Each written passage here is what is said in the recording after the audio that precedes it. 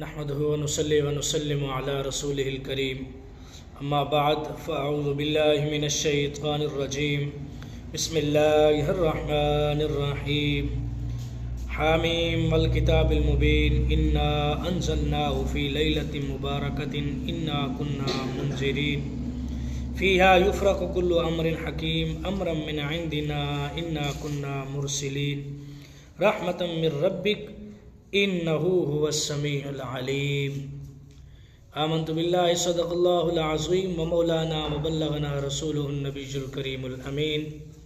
احباب ذی وقار، جیسا کہ میں نے آپ لوگوں کو کل بتایا تھا، شب برات کے حوالے سے چند باتیں تھیں جو رہ گئی تھیں۔ میں نے کہا کیوں نہ آج ان باتوں کو آپ لوگوں کے سامنے رکھا جائے۔ میں نے کل کوشش تو کی تھی کہ ساری باتیں آپ لوگوں کو بتاؤں، لیکن چند باتیں ایسی تھیں جو رہ گئیں، ویڈیو میں نہیں آ سکیں۔ اگر آتی تو شاید ویڈیو زیادہ لمبی ہو جاتی، تو اس لیے یوں سمجھ لو کہ اس کا پارٹ 2 بنایا جا رہا ہے آج۔ اسی طرح شعبان المعظم قمری مہینہ ہے، یعنی چاند کے حساب سے شعبان کا مہینہ 8واں مہینہ ہے، یعنی اس کے فضائل تو حضور علیہ الصلوۃ نے بیان کیے۔ حضور علیہ الصلوۃ نے فرمایا شعبان شہری و رمضان اللہ، یعنی حضور علیہ الصلوۃ نے شعبان کا مہینہ اپنا مہینہ قرار دے دیا، اور رمضان کا مہینہ جو آنے والا مہینہ ہے وہ اللہ تبارک و تعالیٰ کا مہینہ قرار دے دیا۔ اسی طرح حضرت ذوالنون مصری علیہ الرحمہ فرماتے ہیں رجب بیج بونے کا مہینہ ہے، شعبان اس کو پانی دینے کا مہینہ ہے، اور پھر رمضان اس کا پھل کھانے کا مہینہ ہے۔ یعنی بہت ہی پیاری اور اچھی مثال دی بزرگوں نے، اور فرمایا کہ جیسا کہ بندہ اگر کوئی فصل اگاتا ہے تو اس کا پہلے بیج بوتا ہے، پھر اس کو پانی لگاتا ہے، پھر اس کو جو ہے کاٹتا ہے، اس کی فصل یعنی اس سے فائدہ لیتا ہے، فصل اس کے اپنے کام میں لاتا ہے۔ اسی طرح یعنی شعبان المعظم میں ایک رات ایسی آتی ہے، شب برات کی رات، جو آج کی رات ہے، یعنی منگل کا دن ہے، اور آنے والی جو رات ہے وہ بدھ کی رات ہے۔ تاریخ آج 3 تاریخ 2 مہینہ 2026 ہے۔ اسی طرح اس کے کئی سارے معانی بھی ہیں، یعنی شب برات یعنی چھٹکارے کی رات، یعنی اس رات اللہ تبارک و تعالی اپنے بندوں کو جہنم سے آزاد کر کے جنت میں ڈالتا ہے۔ بزرگوں نے ان کے کئی نام رکھے، لیلۃ التغفیر یعنی گناہوں کی معافی کی رات، شب حیات اور شب مغفرت، شب آزادی، لیلۃ الشفاعہ یعنی شفاعت کی رات، لیلۃ القسمہ والتقدیر یعنی تقسیم اور تقدیر کی رات۔ اسی طرح صاحب کشاف نے اس رات کے 4 نام ذکر کیے ہیں، لیلۃ المبارکہ برکت والی رات، لیلۃ البراء نجات پانے والی رات، لیلۃ السقر پروانہ لکھے جانے والی رات، لیلۃ الرحمہ رحمت والی رات۔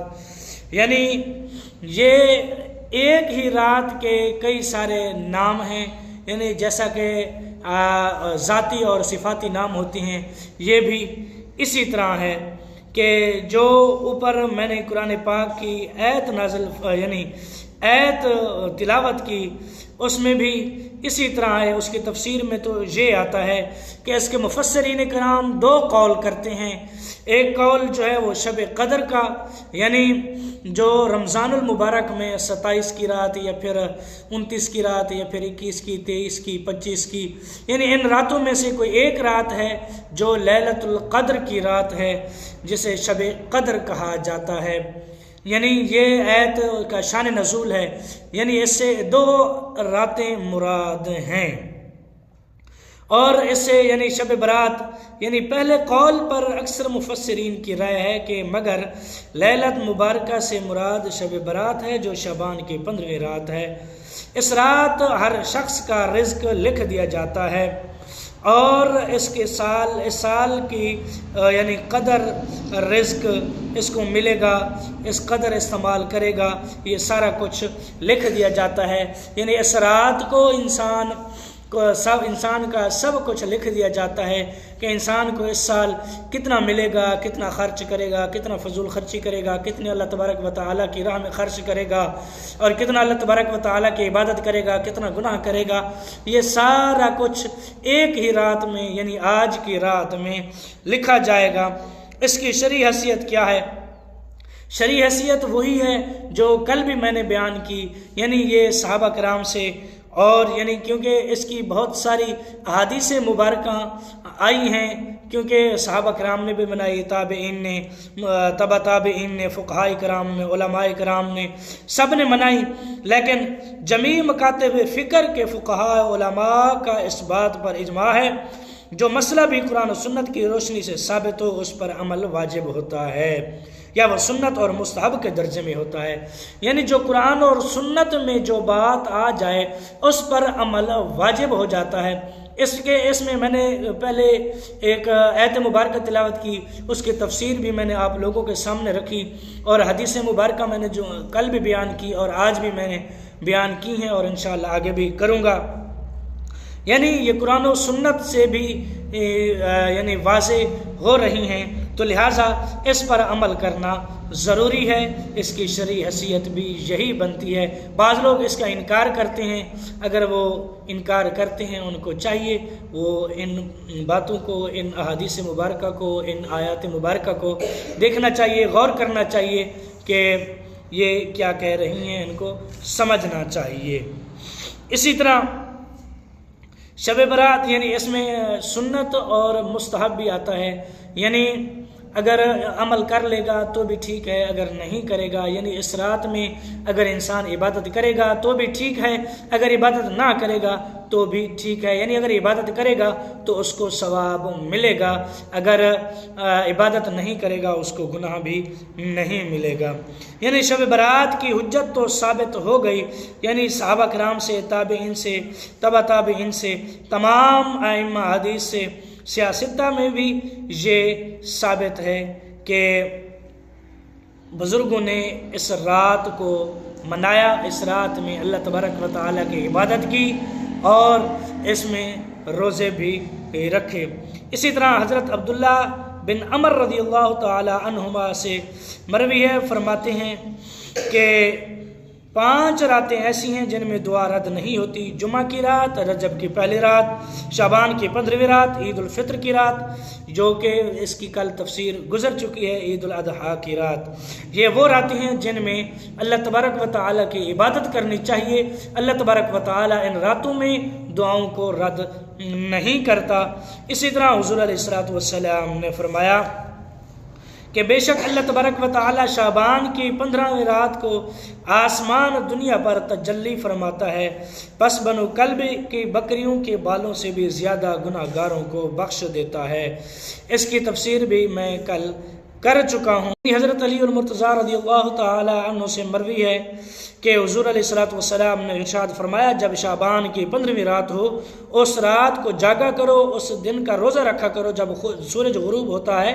اس وقت اللہ تعالیٰ اپنی شان کے لائق آسمان دنیا پر نزول فرماتا ہے اور اعلان فرماتا ہے کہ ہے کوئی مغفرت طلب کرنے والا کہ میں اس کی بخشش کر دوں، ہے کوئی رزق طلب کرنے والا میں اسے رزق عطا کروں، ہے کوئی مصیبت زدہ تاکہ میں اس کو نجات دوں۔ یہ اعلان طلوع فجر تک ہوتا رہتا ہے۔ یعنی اللہ تبارک و تعالی عرش الہی سے پہلے آسمان پر تشریف لے آتا ہے جیسے اس کی شان کے لائق ہے۔ ہم یہ مقرر نہیں کر سکتے، اللہ تبارک و تعالی کی جسامت کو قید نہیں لگا سکتے، یہ ضرور کہہ سکتے ہیں جیسے اس کی شان کے لائق ہے اسی طرح اللہ تبارک و تعالی یعنی پہلے آسمان پر تشریف فرما ہوتا ہے۔ یعنی جو زمین سے یہ پہلا آسمان ہے، اس پر اللہ تبارک و تعالی تشریف لے آتا ہے جیسے اس کی شان کے لائق ہے۔ جیسے ہی آج ابھی سورج غروب ہوگا تو اللہ تبارک و تعالی پہلے آسمان پر آئے گا جیسے اس کی شان لائق ہے۔